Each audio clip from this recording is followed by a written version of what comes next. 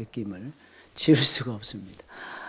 정말 감사하고요. 우리 찬양대원들 수고 많습니다. 예수의 피밖에 없습니다. 여러분들 믿으시죠? 예, 찬양이 흐름을 전체적으로 무슨 내용인지 잘 이해 못하신 분들도 반복되는 말씀을 듣다 보면은 무슨 내용인지 알게 돼요. 근데 보니까 계속 반복되는 내용이 예수의 피밖에 없네, 예수의 피밖에 없네. 저와 여러분들이 구원받는 것도 예수의 피밖에 없고, 저와 여러분들이 살아가는 것도 오직 예수의 피밖에는 없습니다.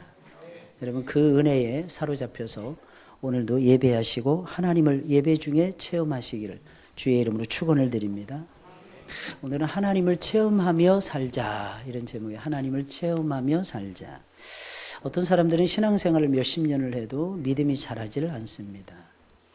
그 이유는 하나님을 체험하지 못해서 그런 것입니다. 어떤 사람들은 예배 시간 하면 그저 길게만 느껴지고 힘들게만 생각합니다. 이유는 뭐냐면 하나님을 만나는 체험을 하지 못해서 그런 것입니다. 여러분 이 세상의 즐거움과 여러분 하나님이 주시는 영적 즐거움은 같습니까? 다릅니까? 같아요? 달라요? 다릅니다. 다릅니다. 여러분 이 세상에서는 재미있고 쉽고 그죠?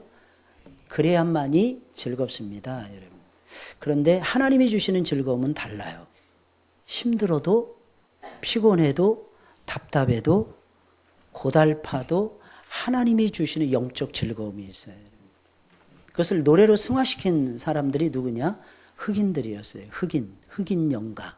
니그로송이라고 하는 것을 불렀던 흑인들이었어요. 그들은 원래 고향이 아프리카였어요. 아프리카에서 그들은 끌려가서 노예가 됩니다. 근데 그들은 그 속에서 하나님을 만났어요. 영국으로, 프랑스로, 독일로, 미국으로, 남미로, 북미로, 중미로 이곳저곳 끌려갔습니다. 근데 그들의 마음속에는 하나님이 살아계셨어요.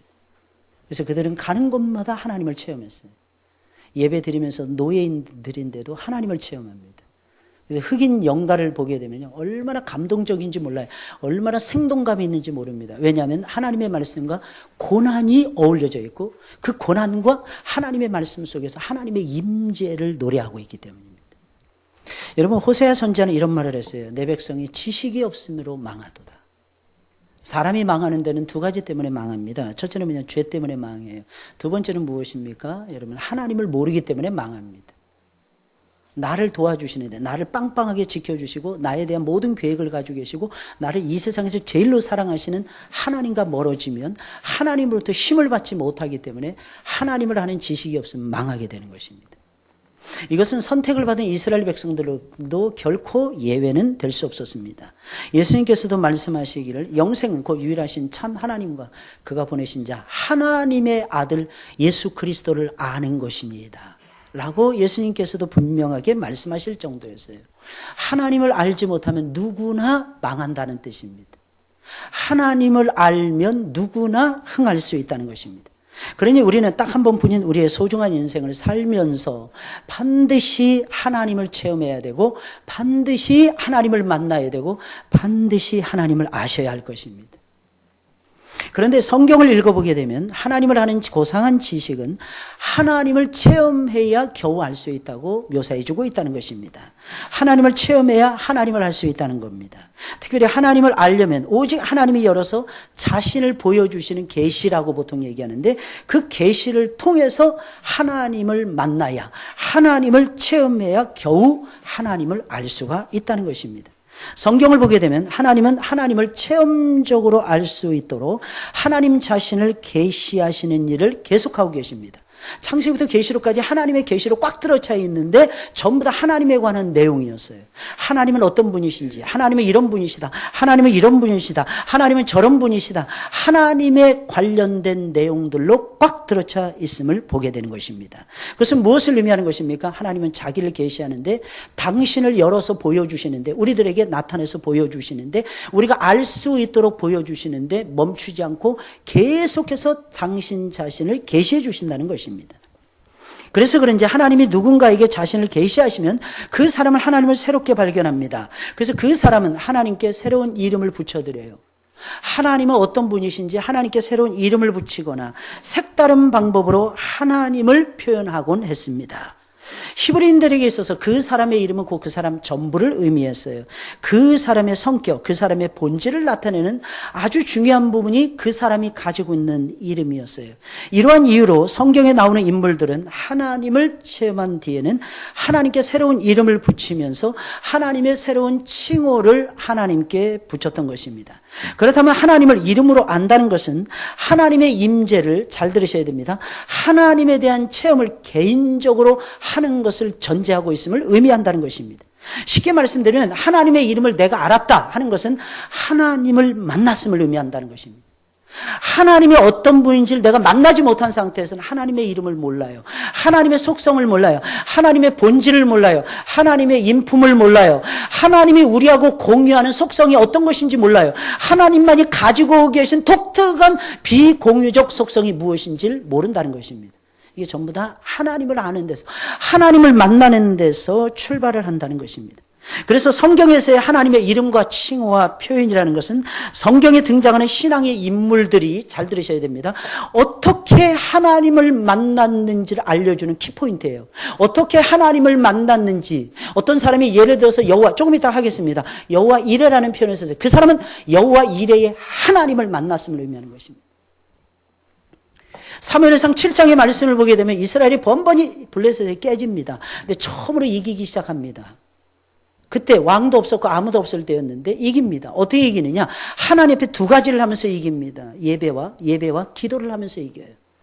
그 앞장섰던 인물이 누구냐? 사무엘이었습니다. 그래서 사무엘이 그 전쟁에서 이긴 다음에 손에 이게 휴지 하나 묻히지 아니하고 코를 풀어버렸어요. 하나님이 전체를 다 블레셋을 뒤집어 놔버렸습니다. 이스라엘은 그냥 가서 그냥 목만 쳐버렸어요, 여러분들. 이런 싸움을 이스라엘 백성들이 하고 있었어요. 그리고 나중에 승리를 딱 얻은 다음에 그들이 미스바에 모였었는데 미스바와 산 사이에 돌을 하나 딱 쌌습니다. 돌을 하나 딱 세웁니다. 큰 돌을 세우면서 사무엘이 말을 합니다. 하나님이 오늘날 여기까지 우리를 도우셨으니, 그리고 이 돌을, 이 지명을 에벤 에셀이라 하리라. 도움의 돌이라는 뜻입니다. 하나님을 도우시는 하나님을 만났음을 의미하고 있는 것입니다. 성경은 하나님에 대해서 우리에게 가르쳐주는 대단한 기록입니다. 그래서 성경을 보면 하나님을 만나요. 오늘날 수많은 성도들이 힘을 잃어버립니다. 수많은 성도들이 세상의 빛과 소금의 역할을 못하고 있습니다. 여러분, 이유가 무엇인 줄 아십니까? 성경과 멀어져서 그러는 거예요. 여러분 잘 아셔야 됩니다. 우리가 가지고 있는 지혜와 지식과 명철과 능력과 실력과 이 모든 것은 땅에서 나는 것이 없어요, 여러분. 물론 하나님께서는 사람을 통해서 알려주십니다. 그렇다고 해서 땅에서 나는 것이 아니에요. 사람에게서 나는 것도 아닙니다. 하늘에서부터 내려오는 거예요. 하나님이 가르쳐 주셔야 지혜로워지는 거예요. 하나님이 이끌어 주셔야 명철해지는 것입니다. 하나님이 함께 해주셔야 능력이 나타나게 되는 것입니다. 저는 여러분들이 하나님을 체험하면서 능력 있는 그리스도인들이 되셨으면 좋겠습니다. 그러기에 하나님의 이름은 계시의 가장 중요한 한 부분이다. 계시에 있어서 가장 중요한, 성경에서 뭐 베델이라든지 여호와 니시라든지 여호와 이레라든지 여호와 샬롬이라든지 이런 내용들은 저와 여러분들이 결단코 이 세상에 살아가면서 잊어버리지 말아야 되는 하나님의 본질이고 하나님의 이름인 것입니다. 창세기 22장의 말씀을 보면 여호와 이레의 하나님이 등장합니다. 하나님은 아브라함에게 아주 큰 것을 요구하고 계십니다. 언약의 아들 이삭, 독자인데, 하나밖에 없는 아들인데, 약속을 받고 타고난 아들은 이 아들밖에 없는데 이 아들을 희생제사로 나에게 바치라. 하나님이 요구하시면서 아브라함의 믿음을 시험하시고 아브라함의 순종을 테스트하십니다. 이것은 아브라함을 한 단계 업하시기 위한 하나님의 작품이었는데, 아브라함은 첫째 이 말씀을 들은 다음에 신앙의 믿음의 갈등 속으로 빨려 들어가지 않을 수가 없었어요. 여러분 잘 들으셔야 됩니다. 하나님 말씀을 이렇게 듣습니다. 여러분, 무조건 내 귀에 좋은 것이 아니에요. 내 귀에 무조건 감동적인 것이 아닙니다. 어떤 말씀은, 어떤 대단한 말씀은요, 이게 너무 단단하고 고급스러운 말씀이다 보니까, 딱딱한 말씀이다 보니까 어떻게 보면 내 마음판에 딱 부딪힐 때가 있어요. 근데 사랑하는 여러분들, 신기한 것은 이 말씀을 내 마음속에 수용을 하고 딱 받아들이는 순간 이 말씀은 내 안에서 뼈가 되고 살이 되고 약이 된다는 것입니다. 이 정말 놀라워요, 여러분들. 그래서 하나님의 말씀을 통해서 하나님을 만나는 체험을 하셔야 되는 것입니다. 그때 아브라함은 그대로 받아들입니다. 하나님에 관해서 자신이 무엇을 믿고 있는지 결정해야만 했어요. 그때까지 아브라함이 체험한 하나님, 아브라함의 삶 속에서 약 한 37년의 세월 속에서 아브라함이 하나님을 믿고 약 한 40년의 세월 어간 속에서 아브라함이 만났던 하나님은 전능하신 하나님이었어요.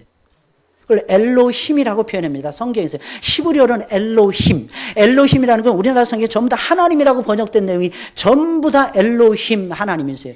전능하신 하나님, 능하신 하나님. 아브라함이 99세에 나타나서 하나님이 들려주셨던 유명한 하나님의 이름, 그것은 바로 전능하신 하나님이었어요. 왜 그랬습니까? 아브라함이 99세 때 이미 남자로서의 기능이 다 죽어버렸어요. 그의 아내는 89세였는데 여자로서의 모든 기능이 완벽하게 문을 닫은 상태였어요. 근데 놀라운 사실은 하나님이 그들에게 아들을 주셔서 아들을 낳게 해주셨다는 것입니다. 도저히 임신할 수 없는 상태였어요. 인간의 능력으로는 도저히 불가능한 일이었는데 하나님께서 그들에게 아들을 점지해 주시고 하나님께서 그들에게 아들을 낳도록 역사해 주셨습니다.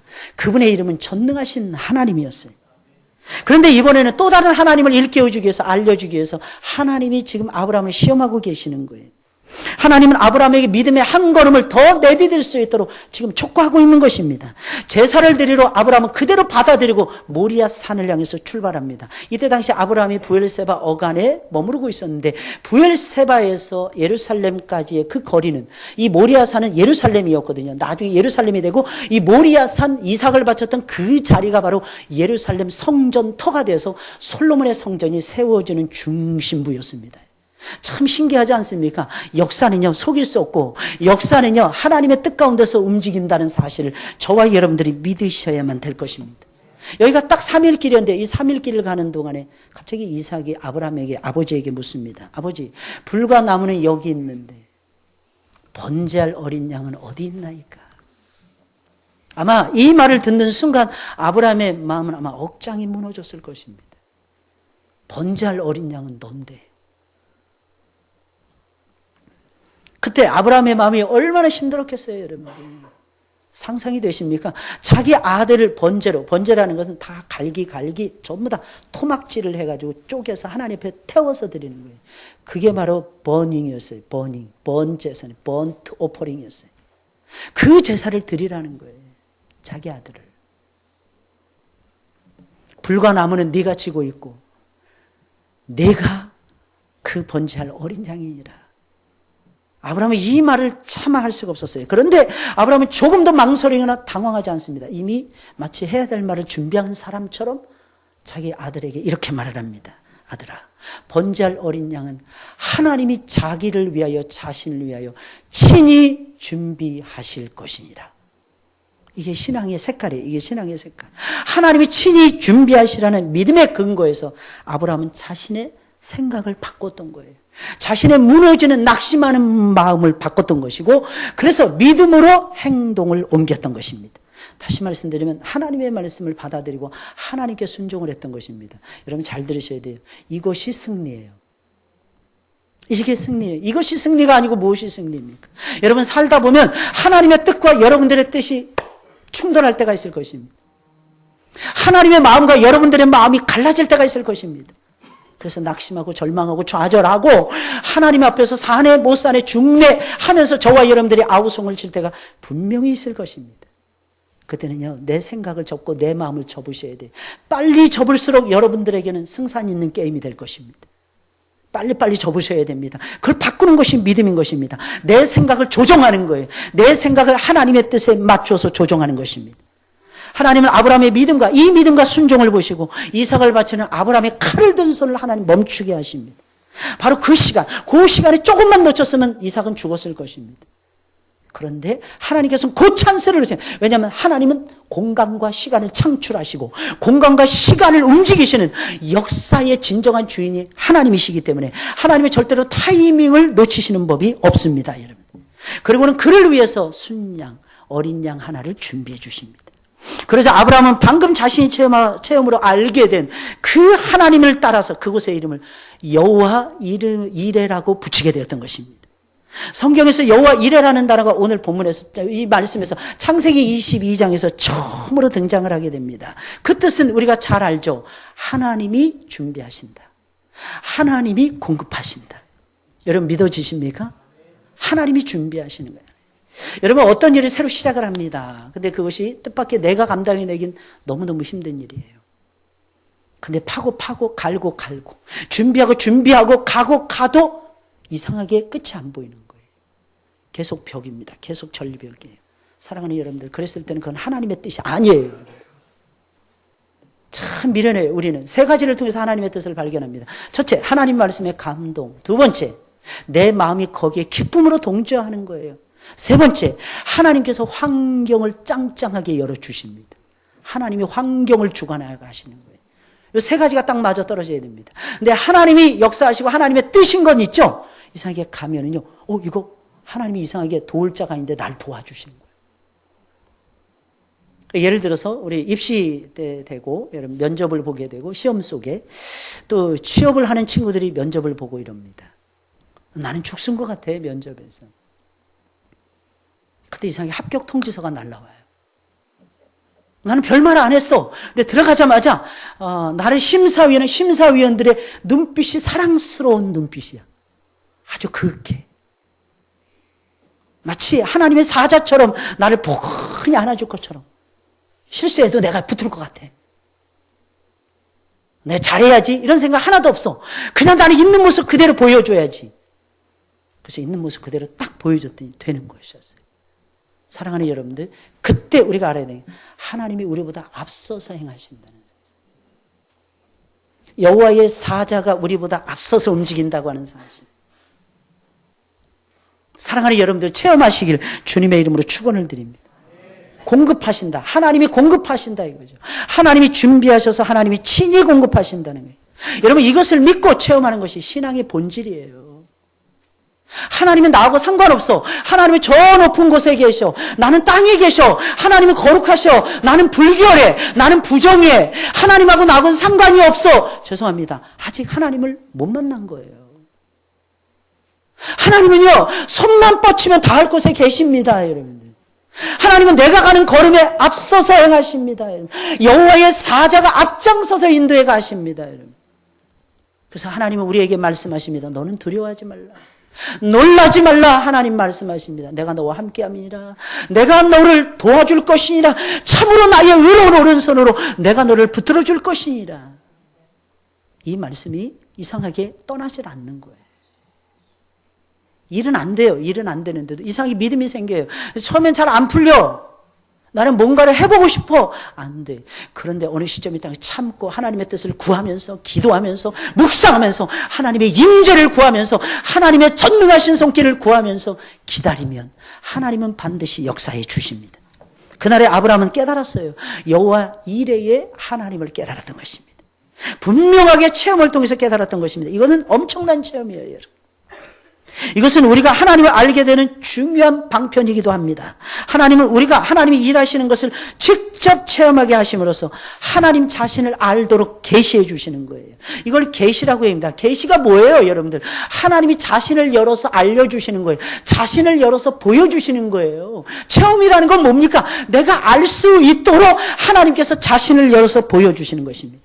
성경을 읽는다면 여호와 이레의 하나님을 여러분들이 체험하게 될 것이고, 그 하나님을 만나고 그 하나님을 알 수 있을 것입니다. 그러나 우리가 하나님에 대해서 보다 정확하게 아시려면 삶 속에서 하나님을 체험하셔야 돼요.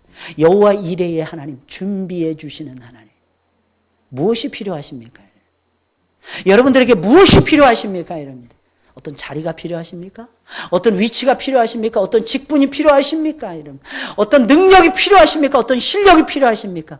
하나님은 몽땅 다 예비해 놓고 계세요. 그리고 하나님 여호와 이레의 그 하나님은 우리에게 주십니다. 출애굽기 15장의 말씀이니까 여호와 라파의 하나님이 등장하고 계세요. 이스라엘 백성들은 광야에서 사흘을 걸었습니다. 여러분, 사막에서 물 한 모금 마시지 않고 사흘을 걷는다. 이건 여러분 죽음이에요.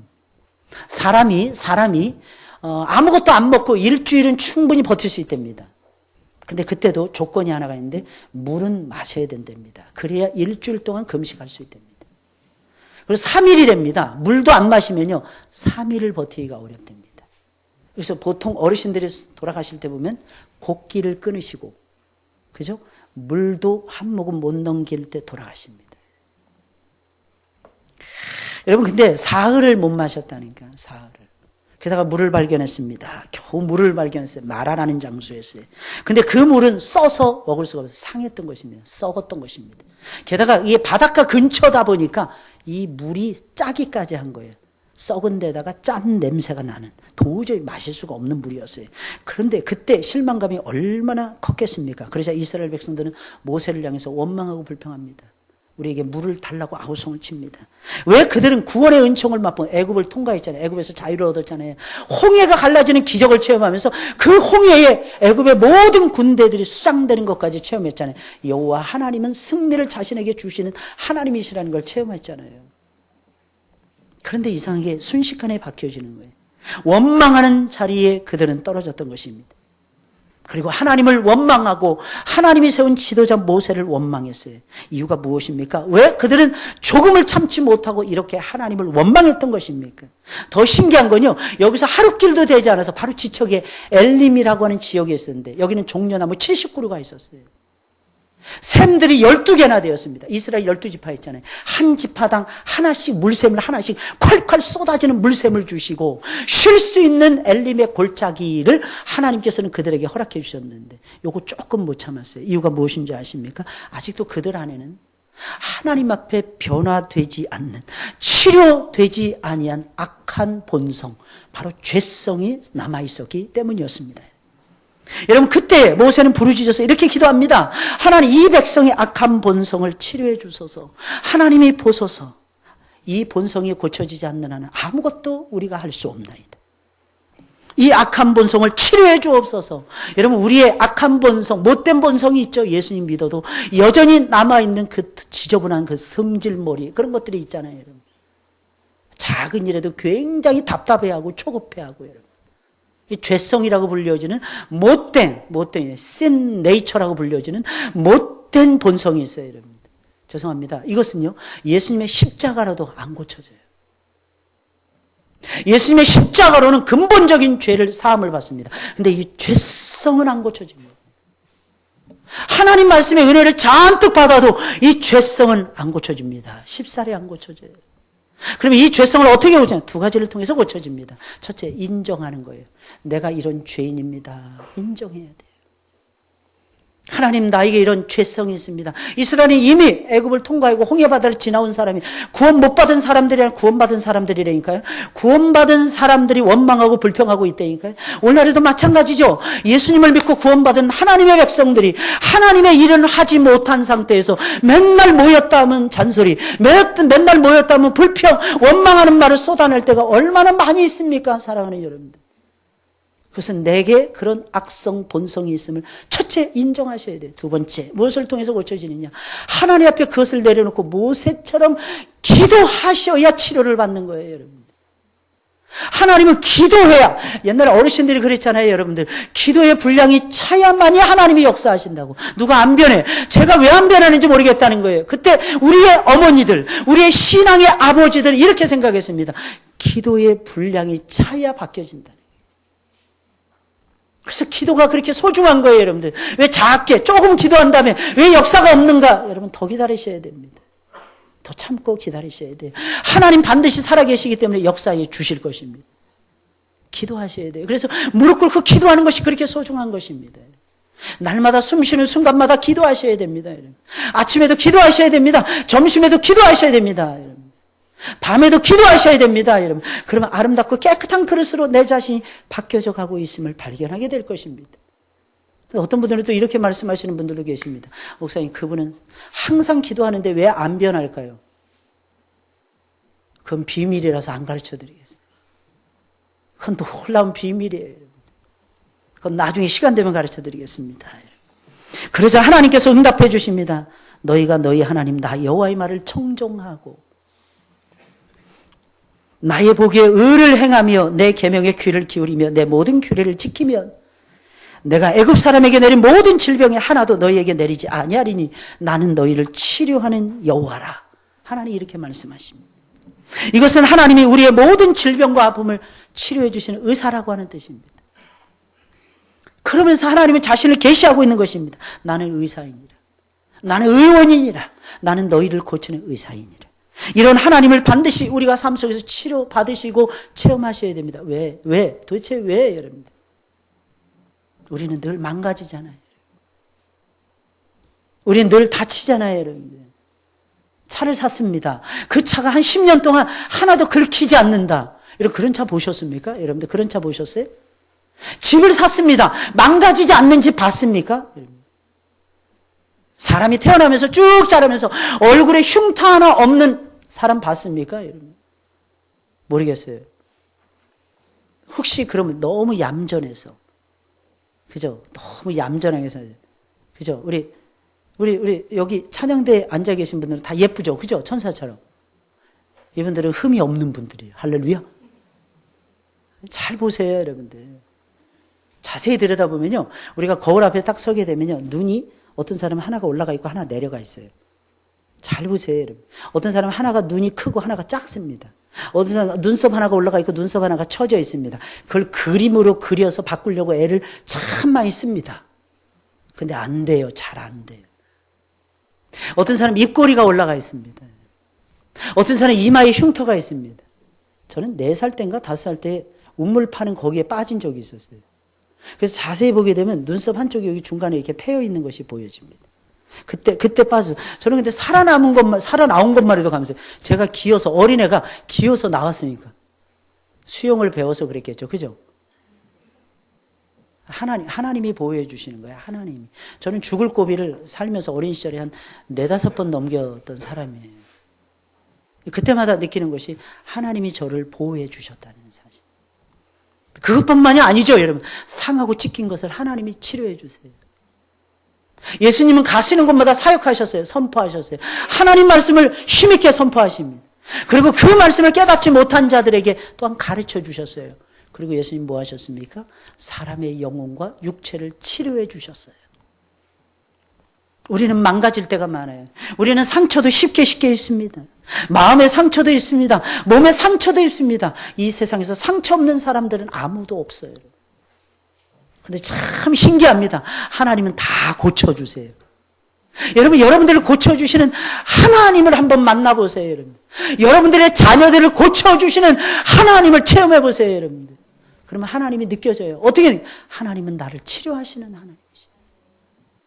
어떤 때는 못된 생각도 많이 하잖아요, 우리가. 나쁜 생각도 정말 많이 하잖아요. 나에게 조금이라도 해코지하면 우리는 속으로 이렇게 생각해요. 하나님 저 사람 좀 죽여주세요, 이럽니다. 그러지 않나요? 뭐 아닌 것처럼 저를 쳐다보세요.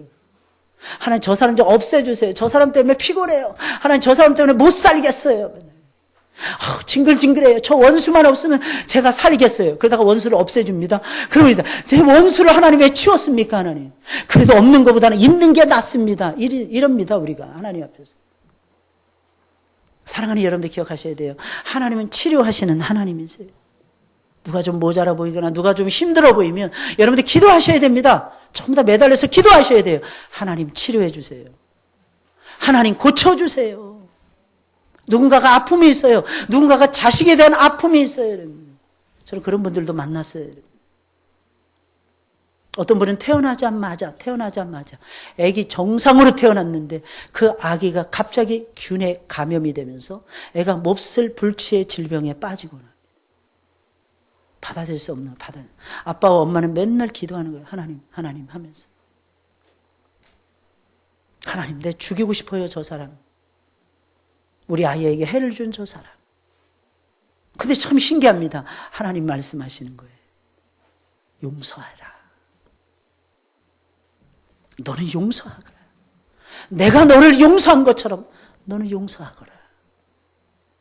그때 수많은 그리스도인들이 하나님의 의로움과 평강과 희락을 만끽한 됩니다. 세 번째로 여호와 니시의 하나님이에요. 광야를 지나갈 때 여호수아와 이스라엘 백성들은 아말렉과 전쟁을 벌이고 있었어요. 아말렉 이 사람들은 아주 나쁜 사람들이었어요.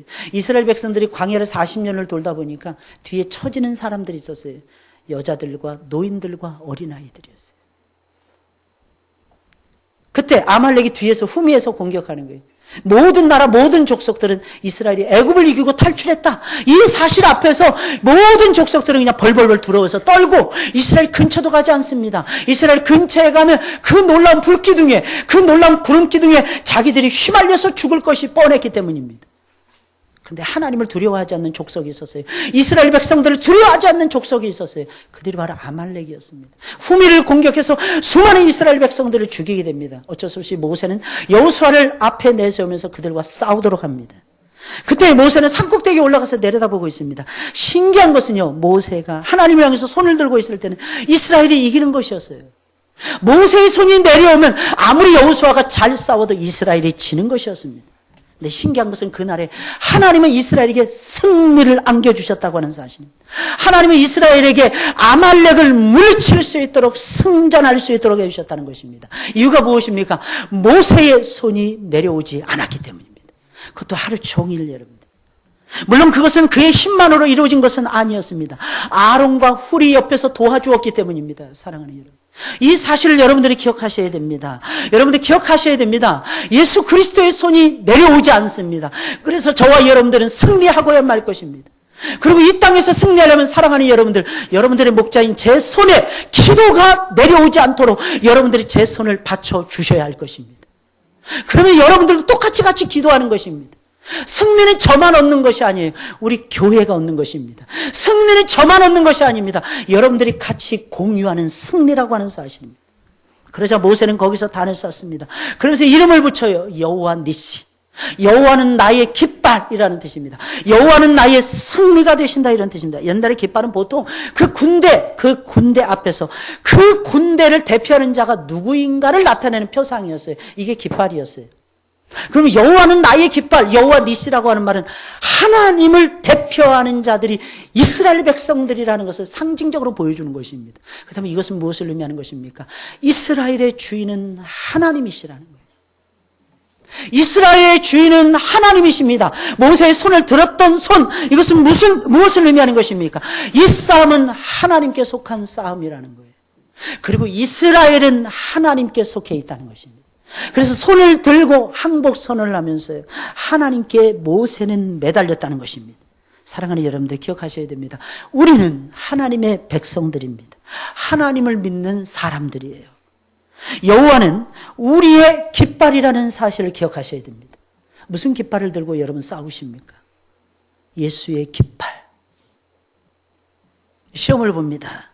무슨 깃발을 들고 시험을 보시렵니까? 예수님의 깃발. 취업을 합니다. 무슨 깃발을 들고 취업을 합니까? 직장에 가십니다. 무슨 깃발을 들고 일하실 것입니까? 어제도 전도했는데 전도의 깃발. 전도의 깃발. 누구의 깃발이에요? 예수의 깃발. 예수의 깃발. 어제도 오랜만에 외국인이 어떻게 만나게 됐어요. 갑자기 외국애가 이렇게 다가오더니 저한테 그러는 거예요. 니네 교회는 이런 사람 있니? 그러는 거예요. 이게 무슨 소리야? 그래 딱 봤더니 블랙 피플 이러는 거예요. 너 어디서 왔니? 그랬더니 카메룬에서 왔다 그러더라고요. 근데 오늘 오기로 약속했는데 예배 안 왔네요. 얼마나 뜨거운지, 자기가 와서 이렇게, 너 우리 교회 내일 찾아오겠대요. 그래서 왜 찾아오려고 그러는데, 그랬더니 그 친구가 그러니 제가 너무 바빠서 너 오늘 와둬서 이거 주중에 와라. 제가 그랬어요. 그랬더니 이 친구가 하는 말이 주중에는 자기가 학교 가야 되고 바쁜 일이 많대. 그래서 주일날 와야 되는데 주일날. 너 주일날 왜 오니? 그랬더니 이 친구가 하는 말이 예배 같이 드리려고. 예배, 워십을 같이 드리기 위해서. 그래서 신기했어요. 오겠다 그래요. 저한테만 얘기한 것이 아니라 저 육교 위에서 석석에서 전도했거든요. 거기 우리 팀이 또 다른 팀이 있었는데 그 팀한테도 또 얘기했어요. 우리 교회를 다시 물어봤답니다. 정확하게 알고 싶었는지. 그래서 저기 보이는 저 교회 500m 한 5분 걸려. 그랬더니 얘가 5분씩이나 걸려? 그랬더니 그래서 아니 그 500m가 뭐가 멀다고. 5분도 안 걸리죠. 그죠? 뛰어오면 한 2분도 안 걸리나? 아마 그럴 것입니다. 근데 오늘 온다고 약속했는데 안 왔네. 꽝이었네. 기대했는데. 그래서 저한테 그러는 거예요. 우리 전사님들이. 오면 누가 케어하냐고. 누가 케어하기는 뭐 외국에서 한국 왔어요. 한국말로 적응을 해 나가야죠. 뭐 우리도 외국 나가면 그 나라 언어하고 그 나라 문화를 배우려고 적응해 나가잖아요. 똑같은 거 아닐까요? 여러분 외국인들이 여러분들에게 다가오시잖아요. 겁먹지 마세요. 그냥 예수 믿으라고 하세요. 예수 믿으라고 선포하세요. 여러분들. 신기한 건요. 그들이 듣는다는 것입니다. 그가 신학생이라 그러더라고요. 신학대학을 다니고 있대요. 한국에 와서도 지금 다니고 있다고 그러더라고요. 거기서도 전공이 있고. 근데 오는 것이 제가 솔직히 좀 마음이 좀 깨림직했어요. 왜냐하면 자기 은사주의 교회의 전도사라 그러더라고요.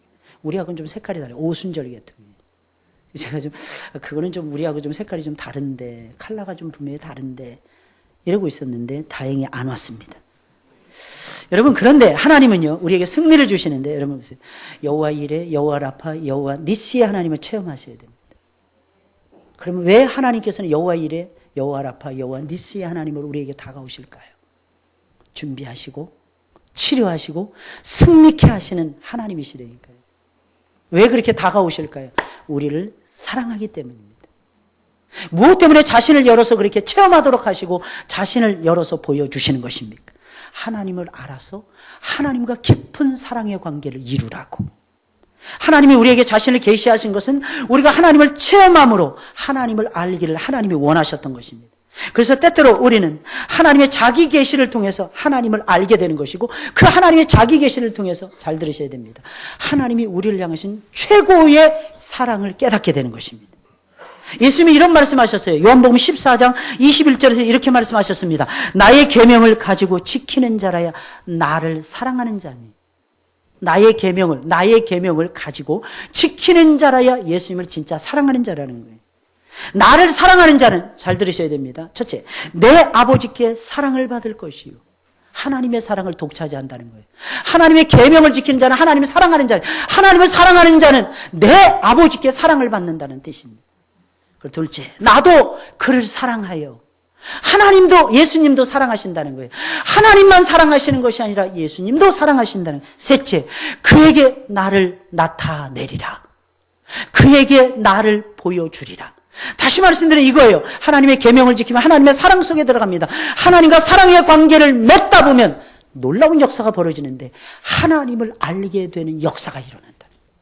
왜? 하나님이 자신을 보여주시니까. 하나님이 자신을 나타내 보여주시니까요. 하나님은 가만히 계시지 않아요. 어떻게 해서라도 나타내 보이시려고 하나님은 애를 무진장 쓰시는 분이 우리 하나님이세요. 그래서 하나님은 자연 계시를 통해서 하나님 보여주십니다. 여러분들의 삶의 현장에서 여러분들 지켜주시고 보여주시고 이끌어주시면서 하나님은 여러분들에게 자신을 보여주고 계십니다. 좋은 사람들 만나게 하시고 좋은 사람들 붙여주시고 좋은 프로그램 짜내게 만들어주시고 일도 수확을 높일 수 있도록 하나님께서 돕고 또 돕고 또 도와주시는 것입니다. 하나님을 만나라는 거예요. 하나님을 아시라는 것입니다. 더 신기한 건 예배 속에서 하나님의 임재를 만끽할 수 있도록 하나님께서는 역사하고 계십니다. 만약에 우리가 외로울 때 하나님이 우리를 위로해 주시지 않는다면 우리는 위로의 하나님을 모를 것입니다. 우리가 마음에 낙심이 되어서 애통할 때에 과연 하나님께서 우리를 찾아오셔서 우리의 눈물을 닦아주시지 않는다면 우리는 하나님의 전능하신 그 위로의 손길을 깨달을 수가 없을 것입니다. 근데 참 신기해요. 하나님 우리 각자의 인생을 항상 찾아오십니다. 그리고 여러분들의 영혼과 여러분들의 육체를 어루만져 주십니다. 더 신기한 것은 개인적으로 구체적으로 하나님이 어떤 분이신지 깨달을 수 있도록 체험할 수 있도록 하나님께서는 역사해 주신다는 것입니다. 여러분 히브리인들에게 있어서 이름은 그냥 이름이 아니었어요. 그들의 이름은 그들 자체를 의미했어요. 그들의 생명을 의미했어요. 그들의 성품을 말하고 있었어요. 그들의 본질을 다 드러내는 것이 그들의 이름이었어요. 그래서 그들의 이름은 어떤 사람의 임재와 아주 밀접한 관련이 있었어요. 어떤 사람의 이름을 부른다 하는 것은 그 사람의 임재를 구한다는 뜻이었어요. 이것은 뭐 임재라는 것은 다른 것이 아니에요. 출현을 얘기하는 거예요. 나타나는 것을 얘기하는 거예요. 그렇다면 마찬가지로 하나님의 이름을 우리가 부른다. 하나님의 나타남을 얘기하는 거예요. 하나님의 나타남, 하나님의 임재를 상징하는. 그럼 하나님의 임재는 잘 들으셔야 됩니다. 무엇을 목적하고 있느냐? 예배를 목적하고 있는 거예요. 아브라함이 부름받았잖아요. 아브라함이 단을 쌓잖아요. 여러분 가나안 땅에서. 그리고 뭘로 합니까? 여호와의 이름을 불렀더라.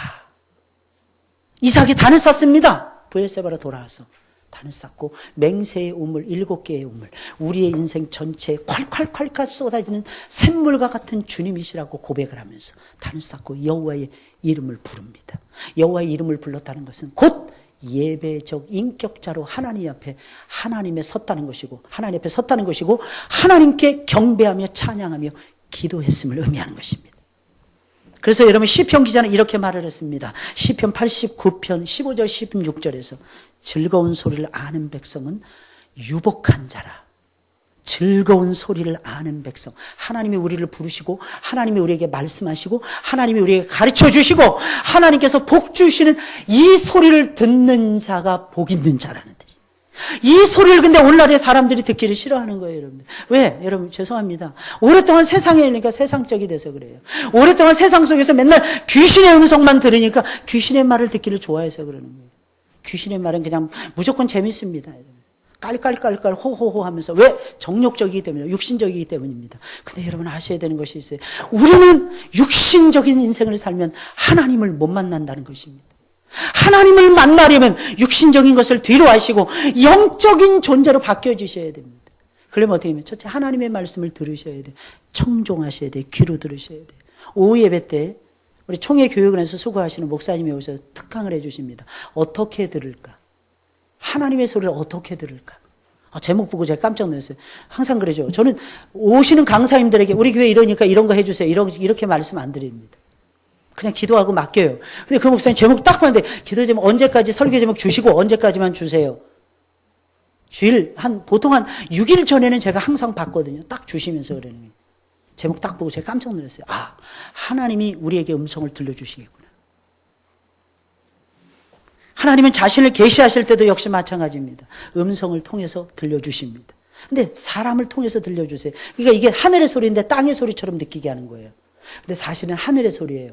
하나님의 말씀은 하늘의 소리입니다.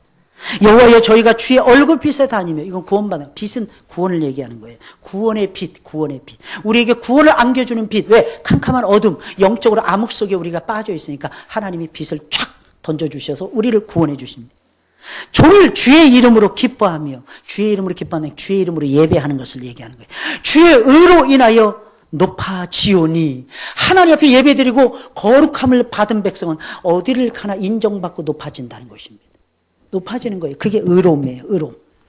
오늘 하루 사랑하는 여러분들 하나님의 이름을 통해서 하나님께 예배하는 시간을 가져보세요. 하나님의 이름을 통해서 하나님 만나는 시간을 가져보세요. 오늘 하루 종일. 하나님의 이름만 묵상하세요. 하나님을 체험하면서 우리는 하나님을 보다 친밀하고 개인적으로 알게 될 것입니다. 왜? 하나님의 이름은 하나님을 보여주는 것이기 때문에 그분을 알게 됨에 따라서 우리의 정신은 번쩍 될 것이며 우리는 하나님 앞에 예배의 자리, 감사하는 자리에 나 자신을 드리기를 원하게 될 것입니다. 나에게 자원하는 심정을 하나님께서 주실 것입니다. 예배의 방법 중에 하나는 하나님의 이름을 인정하는 거예요. 그리고 하나님의 이름을 공포하고 시인하는 것입니다. 그것이 곧 하나님을 경배하는 아름다운 행위인 것입니다. 우리의 모든 삶의 체험을 통해서 하나님은 자신을 우리에게 보여주면서 우리의 마음속에 하나님을 아는 고상한 지식, 하나님을 위한 깊은 지식을 넣어주시기를 하나님께서는 원하신다는 사실입니다. 그렇게 하나님을 알게 되면은요, 나도 모르는 사이에 하나님께 예배하는 시간을 투자하게 되는 것입니다. 시간을 저절로 투자하게 돼 있어요. 하나님의 말씀을 배우고 하나님께 기도하고 하는 시간으로 내 자신을 반드시 묶어서 하나님께 제물로 드리게 된다는 것입니다. 왜? 하나님을 만나는 것만큼 이 세상에서 즐거운 일이 없고 하나님을 만나는 일만큼 잘 들으셔야 됩니다. 이 대목이 중요해요. 형통함을 경험하는 일이 이 세상에서는 있을 수가 없습니다. 그래서 일의 결국을 다 들었으니 솔로몬이 얘기하잖아요. 전도서 12장에서 하나님을 경외하고 그분의 명령을 지키라. 이것이 사람의 본분이니라. 본분이니라. 왜 헌신하지 못하는 것입니까? 갈수록 좋아지셔야 되는데 왜 갈수록 나빠지는 것입니까? 왜 갈수록 마음이 뜨거워져야 되는데 왜 마음이 갈수록 식어지는 것입니까? 하나님을 못 만나요. 예전에 만난 거 가지고 안 됩니다. 저 20년 전에 만났어요. 필요 없습니다. 그건 예전에 만난 거예요. 그럼 예전에 만난 그 하나님을 다시 현실로 끄집어내세요, 여러분들. 그래야만이 여러분들이 하나님을 다시 만날 수가 있어요. 그분은 나의 구주가 되십니다. 그분은 나의 하나님이 되십니다. 그분은 나의 주인이 되십니다. 그 하나님을 만나시고 여러분 살아가시길 주의 이름으로 축원을 드립니다. 체험을 통해서 예배 속에서 체험을 통해서 여러분, 경험을 통해서 여러분 삶 속에서 경험을 통해서 하나님을 만나시기를 주님의 이름으로 축원을 드립니다. 우리 찬송 부르겠어요. 173장입니다. 173장입니다.